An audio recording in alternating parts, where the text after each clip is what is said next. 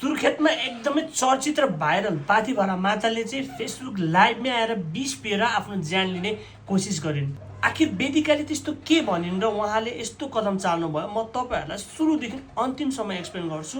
भिडियोलाई अन्तिमसम्म हेर्नु होला। पाथिभरा माता भनेर चिनिने चर्चित माता चाहिँ एक पुरुष माता हुन्।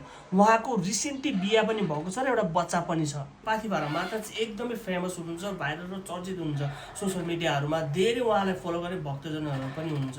र पाथिभरा मातालाई चाहिँ वेदिका केसीले द प्रकाश सुवेदी सोमा गइकन पाथिभरा माता चाहिँ एउटा ढोङ माता हो, आफै बनेको माता हो, यसमा कुनै पनि शक्ति छैन, मान्छेहरूलाई ढोङ गरेर झुट बोलेर लुटिरहेको छ, पाथिभरा उठेर मुत्ने माता हो। र माता यस्तो पनि हुन्छ, बेलुका चाहिँ रक्सी पिउँछ, पुरै रक्सीको बोतलहरू देखिन्छ र स्विम सुट लगाएर खोलाहरूमा नदीहरूमा पौडी पनि खेलिरहेको छ। यो त ढोङ माता हो, यो गलत माता हो भनेर आरोप लगाउनु भयो।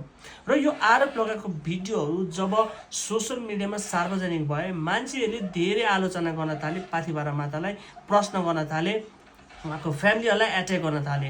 हो यो सबै कुराको विवाद, सबै कुराको आलोचनाहरू चाहिँ सहन नसकेर पाथिभरा माताले फेसबुक लाइभमै आएर विष पिएर आफ्नो ज्यान लिन कोसिस गर्नुभयो।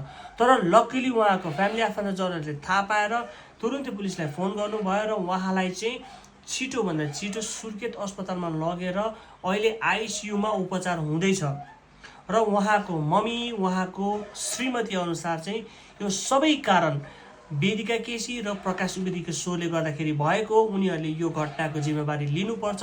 यदि ढोङ गरेकै हो, कसैलाई झुट बोलेर लुटेको छ भने हरेक कुराको सबुत र प्रमाण ल्याइयोस्, नभए हामी छोड्नेवाला छैनौँ भनेर आरोप लगाएका छन् र माग पनि गरेका छन्।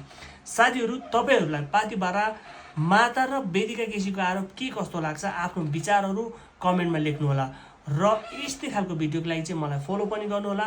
यो भिडियोलाई लाइक, सेयर र कमेन्ट पनि गर्नुहोला। Thank you so much for watching. जय नेपाल।